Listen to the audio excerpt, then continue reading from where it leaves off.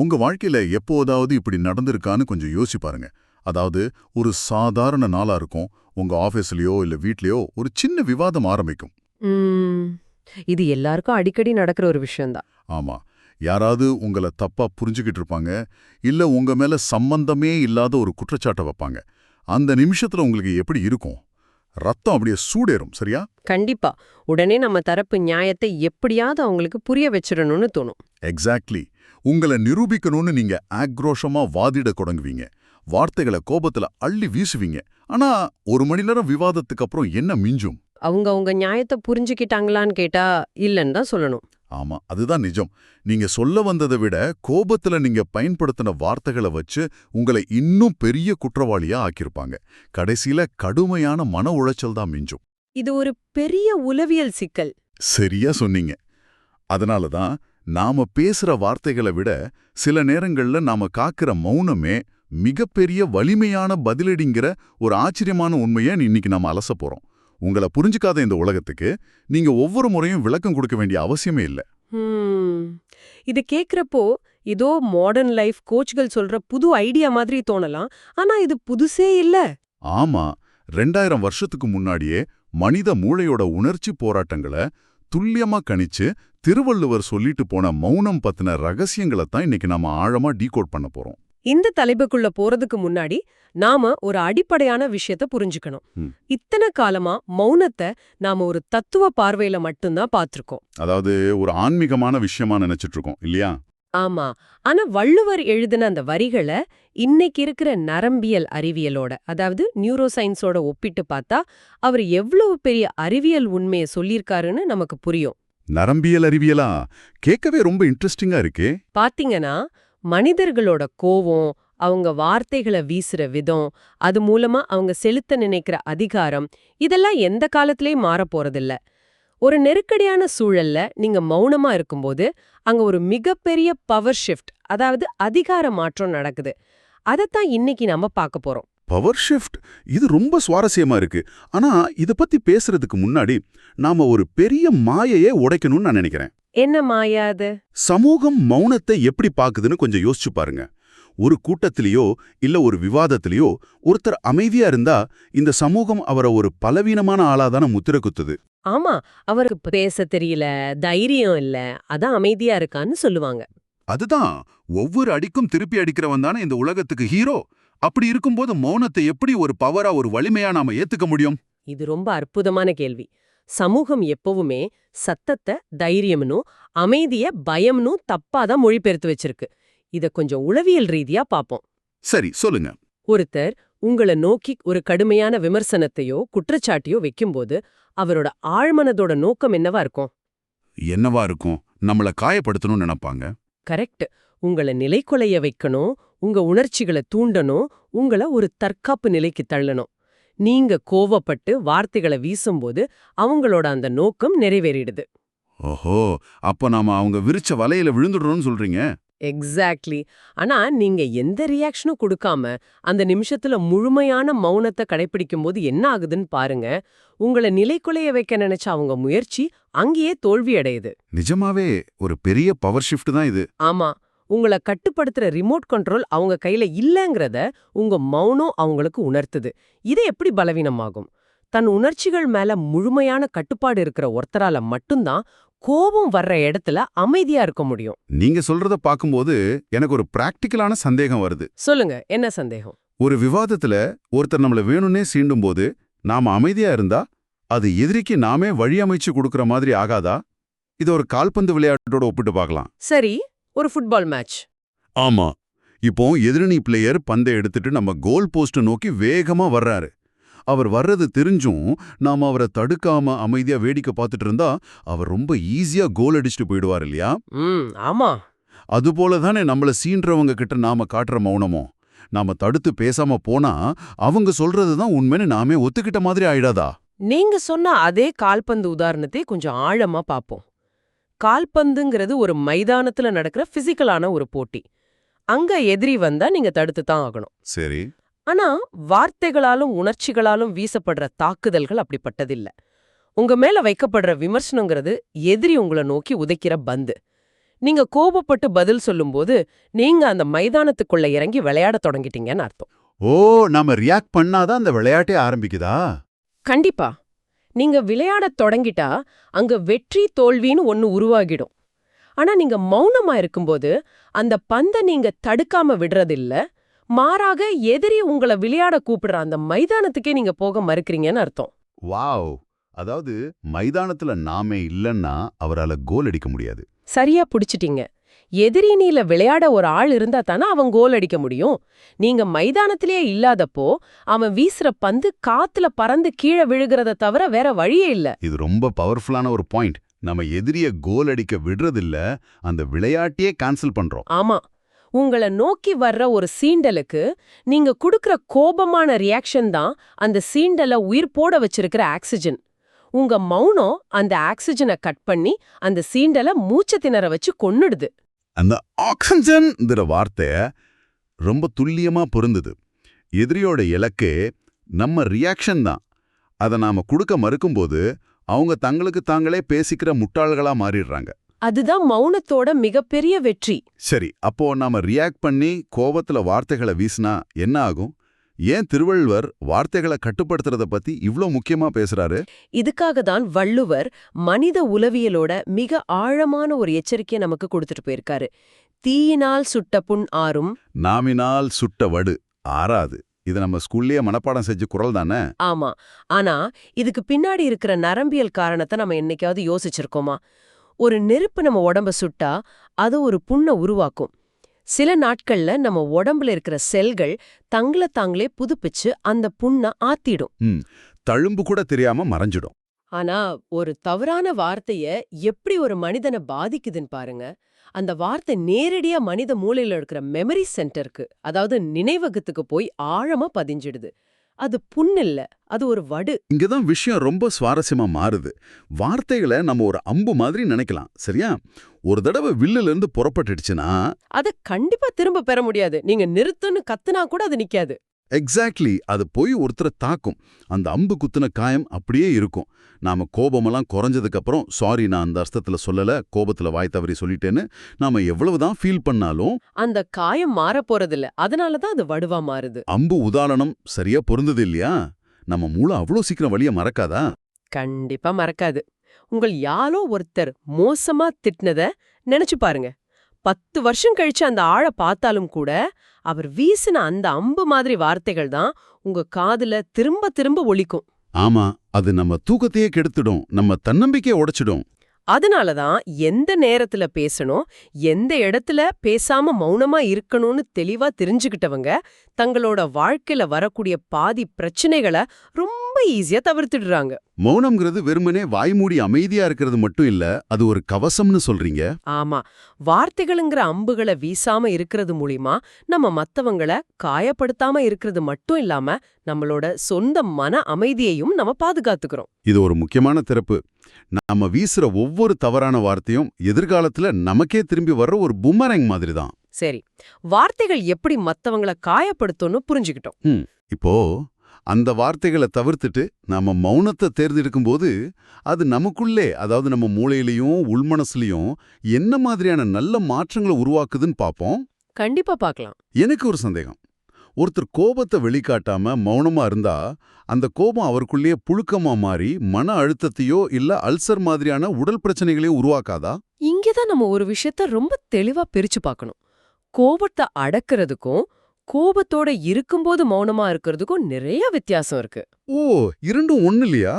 கண்டிப்பா இல்ல. நீங்க கோபத்தை உள்ளேயே அடக்கி வச்சா அது உங்களுக்கு பிசிக்கலான பாதிப்புகளை உருவாக்கும். ஆனா மௌனம்ங்கிறது கோபத்தை அடக்கிறது இல்ல, அது உங்க மூளைக்கு சிந்திக்க நேரம் கொடுக்கறது. சிந்திக்க நேரம் கொடுக்கறதா? கொஞ்சம் விளக்கமா சொல்லுங்களேன். ஒரு விவாதம் நடக்கும்போது உங்க மூளையில இருக்கிற அமிக்டாலாங்கிற உணர்ச்சி மையம் தூண்டப்படுது. இது உடனே உங்க உடம்புல கார்டிசால், அட்ரினலின் மாதிரியான கெமிக்கல்ஸ் சுரக்க வச்சு உடனே கத்தணும், சண்டை போடணுங்கிற உணர்வை ஏற்படுத்துது. ஆமா, அந்த நேரத்துல நம்ம கண்ட்ரோல் நம்மகிட்டே இருக்காது. சரியா சொன்னீங்க. அந்த கெமிக்கல்ஸ் அதிகமாகும்போது உங்க மூளையோட தர்க்க ரீதியான சிந்தனை பகுதி, அதாவது ப்ரீ ப்ரான்டல் கார்டெக்ஸ் டெம்பரரியா வேலை செய்யாம போயிடும். அந்த நிமிஷத்துல நீங்க பேசினா அது நீங்க பேசுறதில்ல, உங்க கெமிக்கல்ஸ் தான் பேசுது. நிஜமாவே இது ஆச்சரியமா இருக்கு. நம்ம உடம்புல சுரக்கிற ரசாயனங்கள் தான் நம்மள பேச வைக்குதா? ஆமா. ஆனா நீங்க ஒரு நிமிஷம் மௌனமா இருக்கும்போது அந்த ரசாயனங்களோட வீரியம் மெதுவா குறைய ஆரம்பிக்கும். உங்க சிந்தனை மூளை திரும்பவும் முழிச்சுக்கும். அதுக்கப்புறம் நீங்க எடுக்கிற முடிவு ரொம்ப தெளிவா இருக்கும். அதனால மௌனம் நோய உருவாக்குறதில்ல, அது உணர்ச்சி வசப்படுற மூளைய அமைதிப்படுத்துற ஒரு மருந்து. ரொம்ப தெளிவா சொல்லிட்டீங்க. கோபம் வரும்போது அமைதியா இருந்தா நம்ம கண்ட்ரோல் நம்மகிட்டயே இருக்கும். ஆனா இன்னைக்கு இருக்கிற இந்த கார்ப்பரேட் உலகத்துல இல்ல சோஷியல் மீடியாவுல ஒரு யதார்த்தத்தை நம்ம பாக்குறோம். என்னது அது? யாரு அதிகமா சத்தம் போடுறாங்களோ, எல்லாத்துக்கும் உடனே கருத்து சொல்லி தங்களை முன்னிறுத்திக்கிறாங்களோ, அவங்கள தானே இந்த உலகம் திரும்பி பாக்குது. ஆபீஸ் மீட்டிங்கா இருந்தாலும் சரி, வேற எங்கே இருந்தாலும் சரி, எப்பவும் கத்திட்டு இருக்கிறவங்க தான் அடுத்த லெவலுக்கு போற மாதிரி தோணுது. இது பல பேரோட மனசுல இருக்கிற ஒரு நியாயமான கேள்விதான். ஆனா நம்ம 2 விஷயங்களை ஒன்னா குழப்பிக்கிறோம். ஒன்னு கவனம் ஈர்க்கிறது, அதாவது அட்டென்ஷன். இன்னொன்னு அதிகாரம் செலுத்துறது, அதாவது அத்தாரிட்டி. சத்தம் போட்டா கவனம் ஈர்க்கலாம் இல்லையா? ஆமா, அதிகமா சத்தம் போடுறவங்க உடனே கவனத்தை ஈர்ப்பாங்க. ஆனா அந்த கவனம் ரொம்ப தற்காலிகமானது. ஒரு காலி பாத்திரம் கீழே விழுந்தா பெரிய சத்தம் வரும். அந்த ரூம்ல இருக்கிற எல்லாரும் திரும்பி பார்ப்பாங்க. ஆனா உள்ள ஒன்னும் இல்லைன்னு தெரிஞ்சதும் அத ஓரமா நகர்த்தி வச்சுட்டு அவங்க வேலைய பார்க்க போயிடுவாங்க. ஆனா அமைதியா இருக்கிறவங்களோட செயல்பாடுகள் வேற மாதிரி இருக்கும். அவங்க எப்படி பண்ணுவாங்க? அவங்க எப்பவுமே பேச துடிக்க மாட்டாங்க. அமைதியா எல்லாத்தையும் கவனிப்பாங்க, சிந்திப்பாங்க, உள்வாங்குவாங்க. அவங்க எப்பவாவது ஒரு தடவை வாய் திறந்து பேசும்போது அதுல அவ்வளவு ஆழமும் தெளிவும் இருக்கும். அதாவது எப்பவும் கத்துறவன் பேச்சை யாரும் கேட்க மாட்டாங்க. எக்ஸாக்ட்லி. எப்பவும் கத்துறவன் பேசும்போது யாரும் பெருசா எடுத்துக்க மாட்டாங்க. ஆனா எப்பவும் அமைதியா இருக்கிறவன் திடீர்னு பேச தொடங்குனா அந்த மொத்த அறையும் நிசப்தமா நின்னு அவனை கவனிக்கும். இதுதான் அதிகாரத்தோட உச்சம். வாவ்! உலகம் தற்காலிகமா சத்தத்தை ரசிக்கலாம், ஆனா அது நிரந்தரமா அடிபணியிறது மௌனத்தோட ஆழத்துக்கு தான். சத்தம் தற்காலிக கவனம், மௌனம் நிரந்தர ஆதிக்கம். ரொம்ப அருமையா சொன்னீங்க. நன்றி. சரி, மௌனத்தோட அறிவியல் மற்றும் உளவியல் நன்மைகளை ரொம்ப ஆழமா தெரிஞ்சுக்கிட்டோம். இப்போ இதை நம்ம அன்றாட வாழ்க்கையோட சவால்களை எப்படி பிராக்டிக்கலா பயன்படுத்துறதுங்கிற ரொம்ப முக்கியமான கட்டத்துக்கு வர்றோம். இதுதான் ரொம்ப முக்கியம். ஆமா, தத்துவமா பேசுறது ரொம்ப ஈஸி.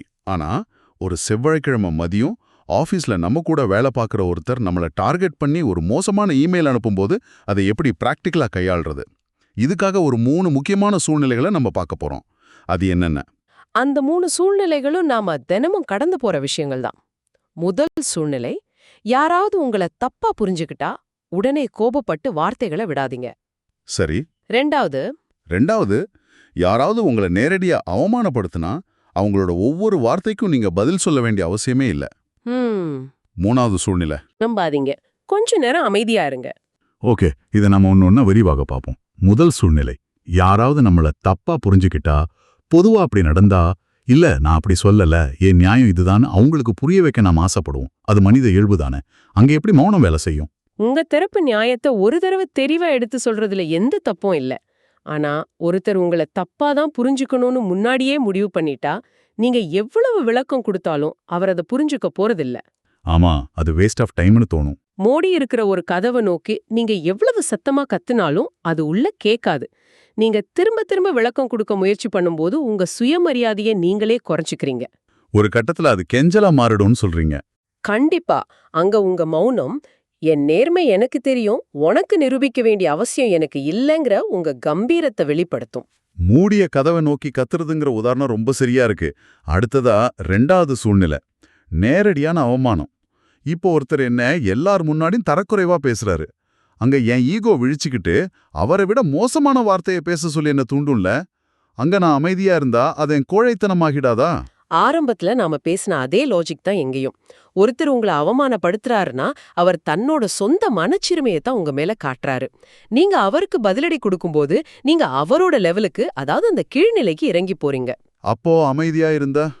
நீங்க மௌனமா அவரை பார்க்கும்போது உங்க மௌனம் அங்க ஒரு கண்ணாடி மாதிரி செயல்படுது. உங்ககிட்ட இருந்து எந்த ரியாக்ஷனும் வராததால அவர் வீசின அவமானம் உங்ககிட்ட ஒட்டாம திரும்ப அவர் மேலேயே படுது. ஓ, தன்னோட சொந்த விகாரமான முகத்தை அந்த கண்ணாடியில பார்த்து அவரே கூனி குறுக்கி போயிடுவாரா? ஆமா, உங்க மௌனம் உன் வார்த்தைகள் என்னை தொடுற அளவுக்கு கூட தகுதியானவை இல்லைங்கிறத அரைஞ்சு சொல்லுது. அந்த இடத்துல தான் மௌனம் ஒரு மிகப்பெரிய ஆயுதமா மாறுதுங்கிறத உணர முடியுது. சரி, 3வது சூழ்நிலைக்கு வருவோம். இது எனக்கு ரொம்ப பிடிச்ச ஒரு பகுதி. வாழ்க்கை குழப்பமா இருந்தா அமைதியா இருங்க, உங்க மனமே பதில் சொல்லுங்கிறது. ம் பொதுவா ஒரு பிரச்சனைனா நாம ஒரு 10 பேருக்கு ஃபோன் பண்ணி ஐடியா கேட்போம்.